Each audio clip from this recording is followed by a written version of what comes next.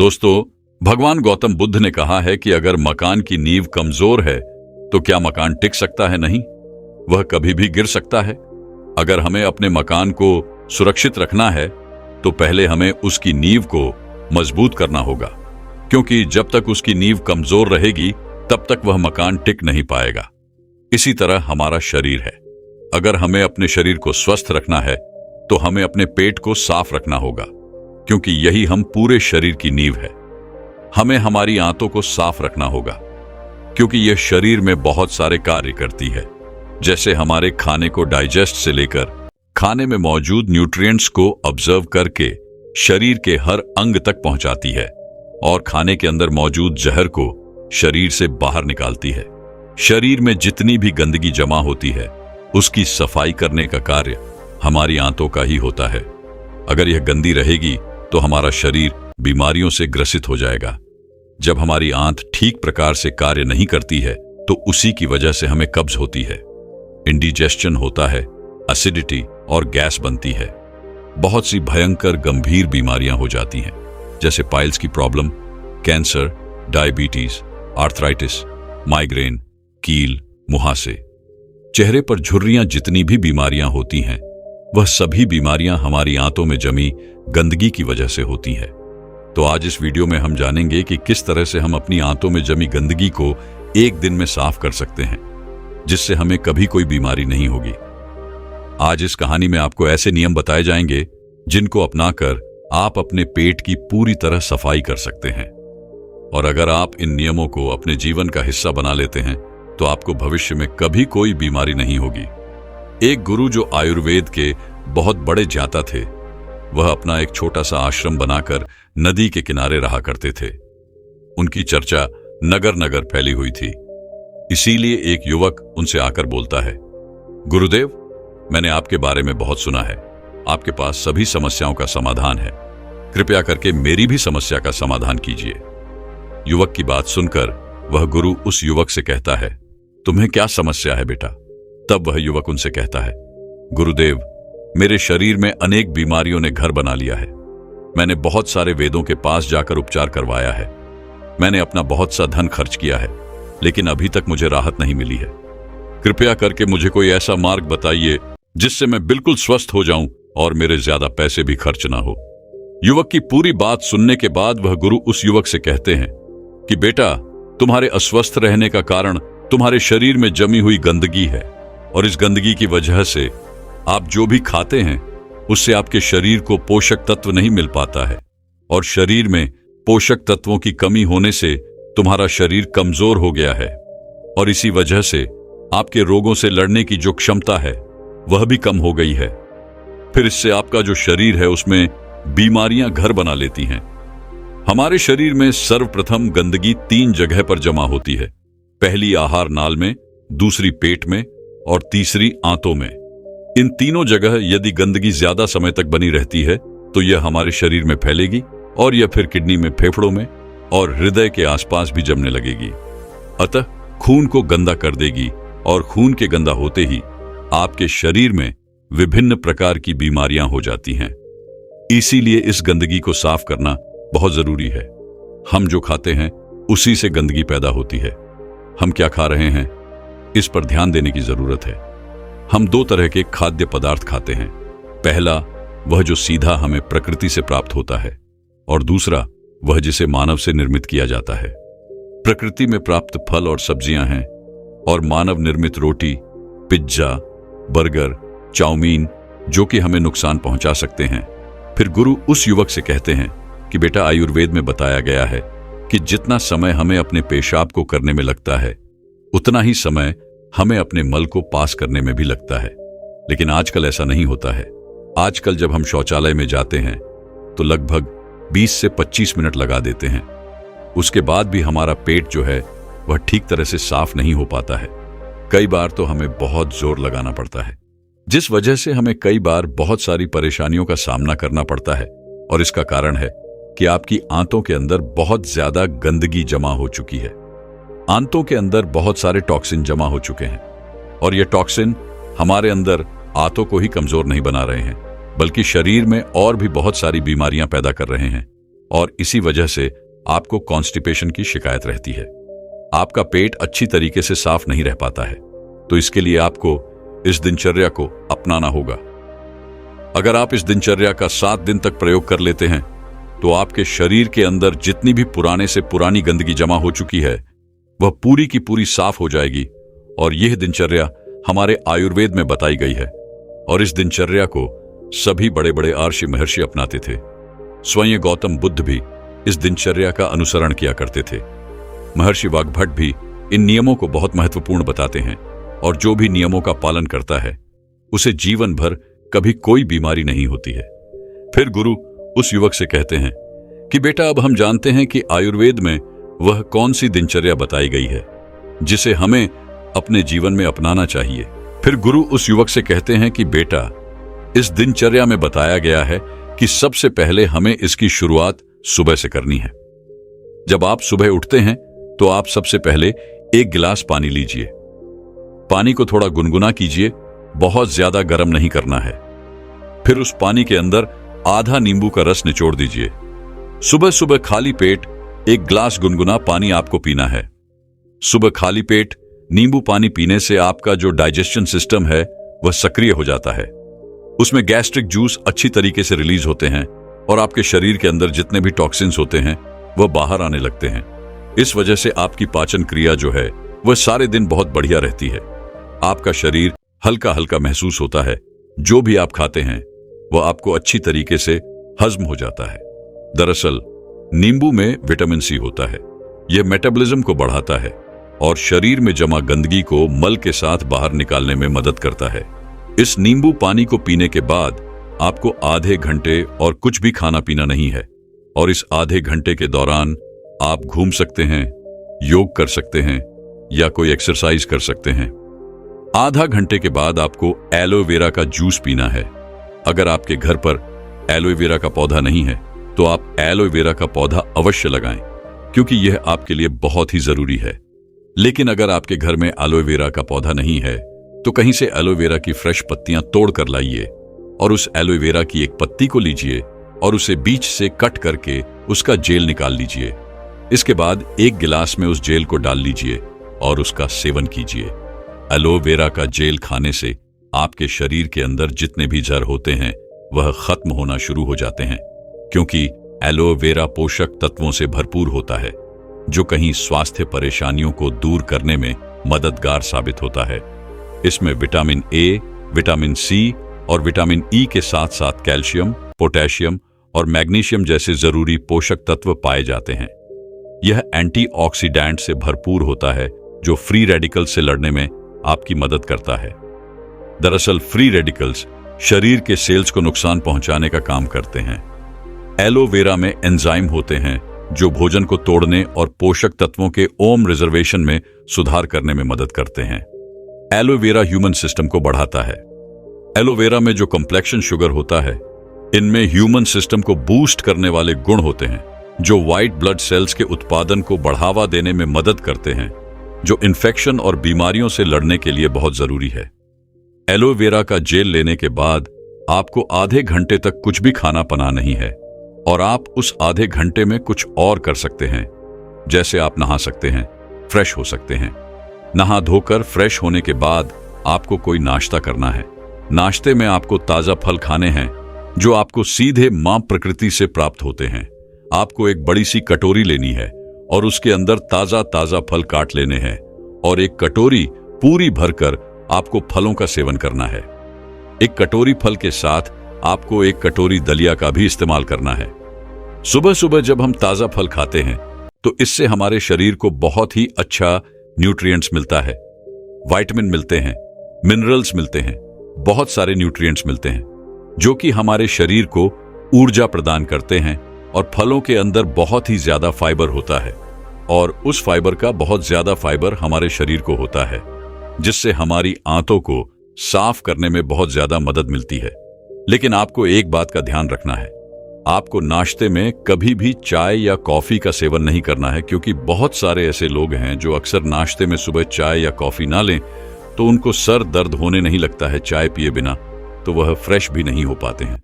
बहुत सारे लोग ऐसे भी हैं जो सुबह बिस्तर में से उठने के बाद पानी भी नहीं पीते हैं और सीधा चाय पीते हैं। यह उनके स्वास्थ्य के लिए बहुत हानिकारक है। सभी चाय के आदी हो चुके हैं, लेकिन आपको चाय और कॉफी का सेवन नहीं करना है। अब आपको नाश्ते के बाद दोपहर का भोजन करना है। जब आप दोपहर का भोजन खाते हैं तो उसके आधे घंटे पहले आपको एक कटोरी भर के सब्जियों और फलों का इस्तेमाल करना है। एक कटोरी भरकर आपको फल और सब्जियां खा लेनी है और इसके बाद आपको अपने दोपहर का भोजन करना है। दोपहर के भोजन में आपको गेहूं की रोटी नहीं लेनी है, क्योंकि हमारे यहां पर सभी लोग गेहूं की रोटी ही खाते हैं। लेकिन आपको उसकी जगह मिक्स वाली रोटी लेनी है, यानी कि जिस आटे से आप रोटी बनाते हैं वह आटा केवल गेहूं का नहीं होना चाहिए। उस आटा में थोड़ा सा आटा आप चने का मिला दीजिए, थोड़ा सा आटा आप जौ का मिला दीजिए, थोड़ा सा आटा रागी का और थोड़ा सा आटा आप बाजरे का मिला दीजिए। इस तरह से इन सारे आटों को इकट्ठा करके रोटी बनाइए और इस रोटी का इस्तेमाल आप कीजिए। मिक्सर आटे की रोटी आपको बहुत ही ज्यादा फायदा करती है, क्योंकि ये रोटी आपके आंतों के अंदर जाकर चिपकती नहीं है, बल्कि यह आपकी आंतों को साफ करने का काम करती है। क्योंकि जितनी भी चीज हम आटे के अंदर मिलाते हैं वह हमारे शरीर को डिटॉक्स करती है, क्योंकि इनके अंदर कैलोरी कम होती है और फाइबर ज्यादा होता है। इसीलिए हमारे शरीर को फायदा भी ज्यादा होता है। और जो आप गेहूं की साधारण रोटी खाते हैं वह आपकी आंतों के अंदर जाकर चिपक जाती है और अच्छे से हजम नहीं होती है। इसीलिए आपको मिक्सर रोटी लेनी है और उसके साथ आपको कोई भी एक साधारण सब्जी लेनी है और एक कटोरी दाल लेनी है और थोड़े से चावल का भी आपको इस्तेमाल कर लेना है। ये आपके दोपहर का भोजन है और यह सारी चीजें आपको भर भर के न्यूट्रिएंट्स देती हैं। इससे आपको कोई नुकसान भी नहीं होता है। इसके बाद आपको शाम ढलने से पहले जो भी फल और जो भी सब्जियां आपको पसंद है और एक कटोरी भरकर काटकर उसको खा लेना है। फिर सूरज ढलने से पहले आपको भोजन कर लेना है। रात के खाने के अंदर आपको बहुत ज्यादा खाना नहीं खाना है, आपको बहुत ही हल्का खाना खाना है। जितना आप कम खाओगे उतना ही अच्छा आपके लिए रहेगा। अगर आप 4 रोटी खाते हैं तो आप 2 ही रोटी खाइए, और अगर आप 2 रोटी खाते हैं तो आप 1 ही रोटी खाइए, यानी आपको अपने भोजन को आधा कर देना है। जब आप रात को भोजन हल्का करेंगे और कम लेंगे और सूरज ढलने से पहले ही यानी 7 से 8 बजे अपना भोजन कर लेंगे तो आपके शरीर को बहुत सारा समय मिल जाएगा, आपके पेट को बहुत सारा समय मिल जाएगा, जिससे कि वह खुद को अच्छे से साफ कर सकें। आपकी आंतों को समय मिल जाएगा अपने आप को साफ करने का, और जो आपके शरीर के अंदर प्राण शक्ति है वह भी सक्रिय हो जाएगी और हीलिंग का काम करना शुरू कर देगी। आपके शरीर के अंदर जितनी भी टूट फूट होती है, जितनी भी चीजें खराब होती हैं, उन सबको आपकी प्राण शक्ति ठीक कर देती है। लेकिन अगर आप अपना भोजन पेट भर कर लेते हैं तो आपकी प्राण शक्ति पूरी रात भोजन को पचाने में ही लगी रहती है और आपके शरीर में टूट फूट की मरम्मत नहीं कर पाती है। इसीलिए हमेशा इस बात का ध्यान रखो कि जब भी आप सोने जाएं तो आपका पेट पूरी तरह खाली होना चाहिए, ताकि आपकी प्राण शक्ति आपके शरीर की मरम्मत करने में लग जाए, न कि आपके खाने को पचाने में। इसके बाद आपको रात को सोते समय एक चीज और खानी है, क्योंकि ऐसे बहुत सारे लोग हैं जो ये कहते हैं कि अगर हम दिन ढलते ही यानी कि शाम को 6 से 7 बजे के बीच खाना खा लेंगे तो हमें सोते समय भूख लगने लगती है। क्योंकि हम रात्रि को 10 बजे तक जागते हैं तो हमें रात को सोने से पहले आधा ग्लास दूध लेना है, उसमें 1 चम्मच या फिर 2 चम्मच ईसबगोल की भूसी डालनी है। फिर उसको दूध में अच्छी तरीके से मिला लेना है। अगर आपको मीठा दूध पसंद है तो आप उसमें थोड़ी सी मिश्री डाल लीजिए। इसे अच्छी तरीके से मिला लीजिए और इसे 5 मिनट के लिए छोड़ दीजिए, जिससे यह ईसबगोल की जो भूसी है वह फूल जाएगी। उसके अंदर जो फाइबर होते हैं वह अच्छे तरीके से मिल जाएंगे और ये एक खीर जैसे बन जाएगी। और इस खीर को आपको सोते समय इस्तेमाल करना है।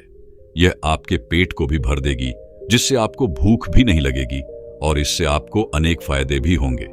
ईसबगोल के अंदर बहुत ही बढ़िया वाला फाइबर होता है, जिससे जब आप फ्रेश होने जाते हैं तो आपका पेट अच्छे से साफ हो जाता है।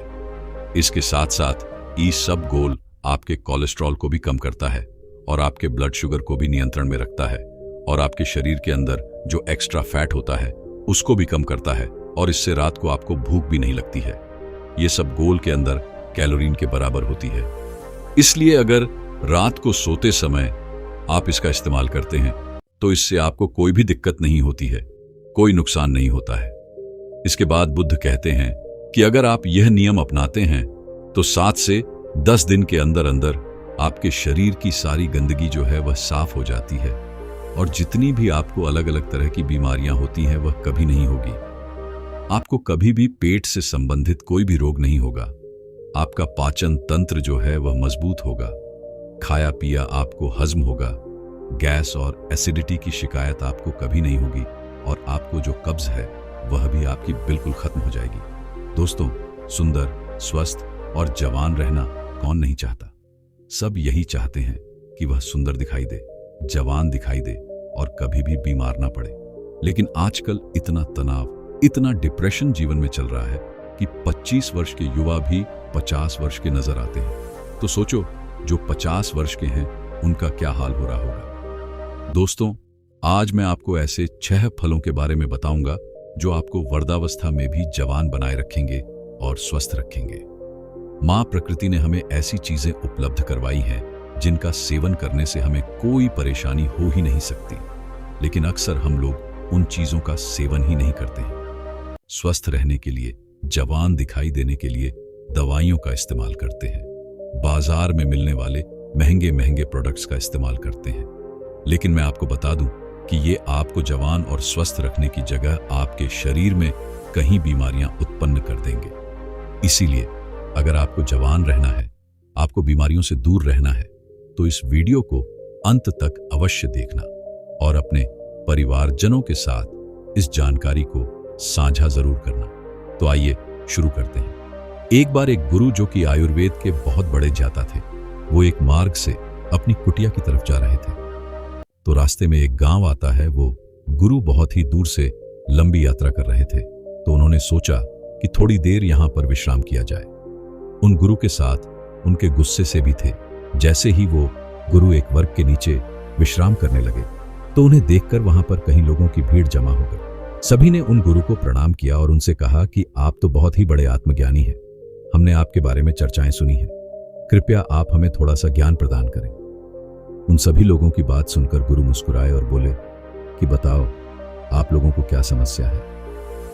तब उस सभा में से एक बुजुर्ग व्यक्ति उठा और बोला, महाराज, अभी मेरी उम्र 40 साल है, लेकिन मैं कोई भी कार्य नहीं कर पाता हूं। मुझे बहुत थकान होने लगती है। मेरे पैरों ने जवाब दे दिया है। मैं थोड़ी सी दूर भी पैदल नहीं चल पाता हूं। मेरे शरीर में बहुत सारी बीमारियों ने घर कर लिया है। कृपया मुझे मेरी इस समीक्षा का समाधान बताइए। मैं अपना इलाज बहुत जगहों पर करवा चुका हूं, लेकिन अभी तक मेरे स्वास्थ्य में कोई सुधार नहीं आया है। अभी मेरा जीवन बहुत लंबा है। अगर मैं ऐसी अवस्था में रहूंगा तो मैं तो बहुत ही जल्दी मृत्यु को प्राप्त हो जाऊंगा। इतने में ही एक 25 वर्ष का युवा खड़ा होता है, लेकिन दिखने में वो 50 वर्ष का नजर आ रहा था। उसने भी गुरु को प्रणाम किया और कहा कि महाराज, मैं अभी 25 वर्ष का ही हूं, लेकिन अपनी उम्र से अधिक दिखाई पड़ता हूं। मेरे चेहरे पर झुर्रियों पर गई है। मेरे शरीर में ऊर्जा बिल्कुल खत्म हो चुकी है। मैं थोड़ा सा काम करने पर बहुत ही ज्यादा थक जाता हूं। मुझे बहुत आलस आता है। किसी भी काम में मेरा मन नहीं लगता है और मैं हमेशा ही थकाता का महसूस करता हूं। कृपया आप हमें कोई ऐसा आसान सा उपाय बताइए जिससे हमारे पैसे भी खर्च ना हो और हमारा स्वास्थ्य भी बिल्कुल ठीक हो जाए। सभा में मौजूद सभी लोगों की समस्याएं सुनकर गुरु मुस्कुराए और बोले, आप सभी की समस्याओं का समाधान मेरे पास है। इसमें आपके ज्यादा पैसे भी खर्च नहीं होंगे और ये चीजें आपको नुकसान भी नहीं करेगी। गुरु की बात सुनकर वहां पर मौजूद सभी लोग खुश हो जाते हैं और गुरु से पूछते हैं, तो कृपया आप हमें विस्तार से बताइए। फिर गुरु उन सभी लोगों से कहते हैं कि आज मैं आपको 6 ऐसे फलों के बारे में बताने वाला हूं जो एक इंसान को जरूर खाने चाहिए, खासकर जिनकी उम्र 50 के पार हो चुकी है, क्योंकि इन फलों का रोजाना सेवन करने से आपको स्वास्थ्य से संबंधित कोई भी परेशानी कभी नहीं होगी, आपको कभी कोई बीमारी नहीं होगी और आप हमेशा जवान, स्वस्थ और तंदुरुस्त रहेंगे। फिर गुरु उन सभी से कहते हैं कि यह फल आपके लिए इतने जरूरी कैसे हैं, उन्हें खाने से आपको लाभ कैसे होता है, इसके बारे में मैं आपको विस्तार से बताता हूं। साथ ही साथ मैं आपको यह भी बताऊंगा कि यह फल किन लोगों को नहीं खाने चाहिए और इन फलों को खाने का सबसे सही समय क्या है।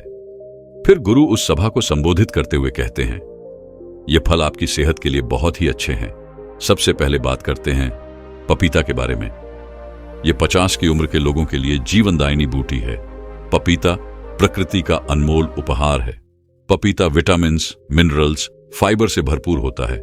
इसमें विटामिन सी, विटामिन ए और कई ऐसे तत्व पाए जाते हैं।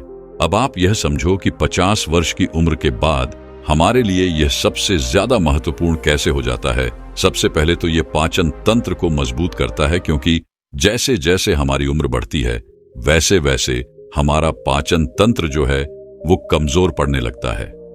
यहां पर पपीता के अंदर जो एंजाइम पाया जाता है जिसका नाम है पाइपिंग, यह एंजाइम पाचन तंत्र को मजबूत करता है, जिसे शरीर खाने में मौजूद न्यूट्रिएंट्स को आसानी से ऑब्जर्व कर लेता है। पपीता ग्रिड पदार्थ या भोजन को आसानी से पचाता है।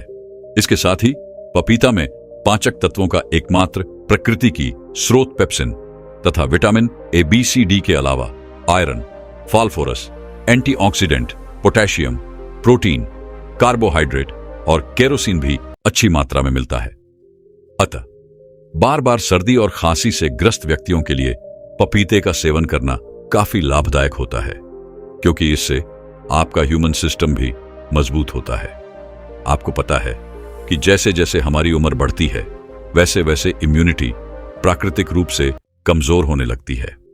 पपीता में विटामिन सी बहुत ही ज्यादा होता है, जो कि हमारी इम्यूनिटी को तेजी से बढ़ाता है। विटामिन सी आपके शरीर को एलर्जी इन्फेक्शन से लड़ने में मदद करता है, जो कि खासकर वर्ग लोगों के लिए बहुत ही महत्वपूर्ण है। इसके साथ साथ बरदाई अवस्था में त्वचा में ड्राइनेस, झुर्रियां पड़ने लगती है। तो पपीता के अंदर पाए जाने वाले विटामिन ए और पाइपिंग परेशानियों से लड़ते हैं और त्वचा को प्राकृतिक रूप से सुंदर बनाने में मदद करते हैं।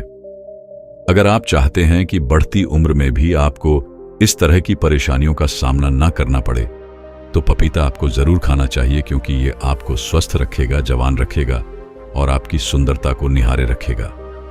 फिर गुरु उन सभी से कहते हैं कि पपीता के फल में पाए जाने वाला एंटीऑक्सीडेंट लाइकोपियन कैंसर के खतरे को कम करता है, और जो कैंसर का इलाज करा रहे हैं उन लोगों के लिए ये बहुत ही फायदेमंद है।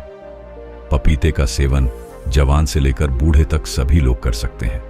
फिर गुरु आगे कहते हैं, आइए अब जानते हैं दूसरे फल अनार के बारे में। अनार बच्चों से लेकर बूढ़ों तक सभी लोगों के लिए फायदेमंद होता है। अनार को सभी लोग हंस सकते हैं और खासकर 50 की उम्र के बाद इसका सेवन लाभकारी इसलिए हो जाता है क्योंकि 50 की उम्र के बाद लोगों की स्मरण शक्ति जो होती है वो कमजोर होने लगती है। वो लोग किसी भी चीज को याद नहीं रख पाते हैं। कहीं लोग तो बुढ़ापे में लोगों के चेहरे भी नहीं पहचान पाते हैं। तो ऐसे में उन लोगों को अनार का सेवन जरूर करना चाहिए, क्योंकि अनार आपकी स्मरण शक्ति को बढ़ाता है। अनार में मौजूद एंटीऑक्सीडेंट मस्तिष्क की कार्य क्षमता को बढ़ाने में मदद करते हैं। यह याददाश्त को मजबूत करता है और अल्जाइमर जैसी बीमारियों से बचाव करता है।